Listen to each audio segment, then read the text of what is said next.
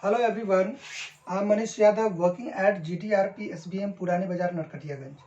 Dear students, in this video I will discuss about the poem of Tiger in the Zoo for class 10th.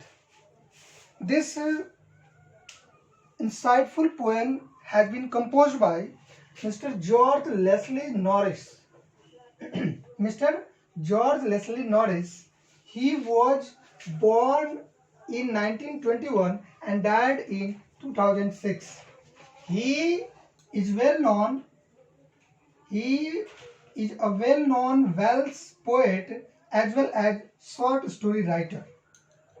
His first poem published in 1938 and after that a collection of poems published in 1943. He got many awards such as Colmondale Poetry Prize, the AML Award for Poetry in 1996. He was a fellow of the Royal Society of Literature. In this poem, the poet contrasts a tiger in the zoo with a tiger in its natural habitat. The poem moves from the zoo to the jungle and back again to the zoo. So, the poet has raised the question of the freedom of animals,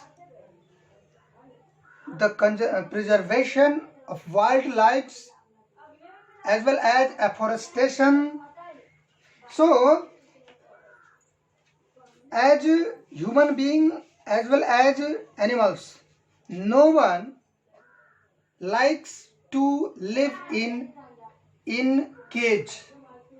Not only animals, but even for human beings also. So, in the first stanza, he stacks in his vivid stripes the few steps of his cage on pots of velvet quite in his quit rage. In the first stanza, the poet says that as the tiger is in the zoo, he walks in his vivid stripes. On his clear, fresh stripes, in the second line, the poet has used the few steps. As he was in the zoo, so he could not move freely. The steps are limited, so the writer has used the few steps of his cage. On pots of velvet quit in his quite rage, velvet pads means the fleshy part of his feet on velvet quit, though as it is the natural quality of a tiger to be angry, to roar, but he is helpless in the zoo. He could not do such things. So, in his quite rage, means he is angry, he is in rage, but quite he could not do. This shows his helplessness. In the second stanza, he should be lurking in shadow, sliding through long grass near the water hole where plump deer pass. The poet Leslie Norris has set such imagery, the image of cage, the image of zoo, as well as the image of the forest, jungle. So in the second stanza, the tiger is in the forest, in the jungle. He should be lurking in shadow. The picture is vivid, clear, fresh. He means the tiger should be lurking in shadow. If he is in the forest, he should be lurking in the shadow, sliding through long grass. He should conceal himself, hiding himself behind the long grass near the water hole, or waiting for his prey. Near the water hole, near the rivers, water bodies. where plump deer pass, and he is waiting for his prey, for deer that is plump. Plump means well fed, fleshy. So, third stanza. He should be snarling around houses at the jungle's edge, baring his white fangs, his claws, terrorizing the village. In the third stanza, the poet in the jungle, in the forest, near the village. He is near the village and he was fearing, snarling, roaring, moving around the houses at the edge of the jungle, bearing his white fangs, roaring, just frightening the people of the village, the villagers. His claws terrorizing the village. To see the tiger, the people were afraid. But in the fourth stanza, but he is locked. The fourth stanza, in the fourth stanza, the tiger is in the zoo once again, behind the cage, behind the bars. But he is locked in a concrete cell. His strength behind bars, stacking the length of his cage, ignoring visitors.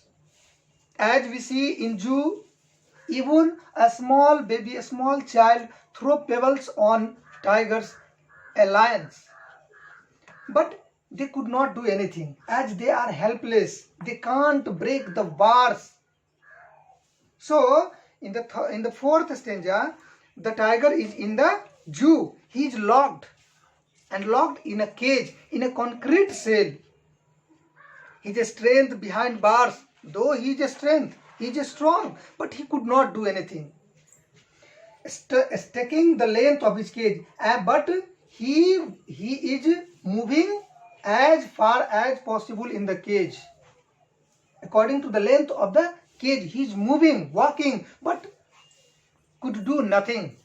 Ignoring visitors, though there were so many visitors looking at them, throwing pebbles, but he ignores them. Now the last stanza, he hears the last voice at night, the patrolling cars, and stares with his brilliant eyes at the brilliant stars. In the last stanza, he hears the voice at night, last voice at night. At last, when the patrolling cars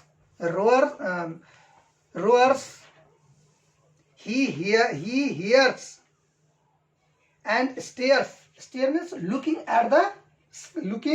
towards the sky on his brilliant eyes, through his brilliant eyes, looking at the sky. To his stars, at the brilliant stars, the twinkling stars. He looked at the twinkling stars. He looked as if he was cursing his stars.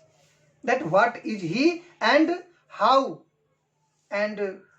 he entangled it, how helpless he is. So it is shows also no one is strong. The time is strong.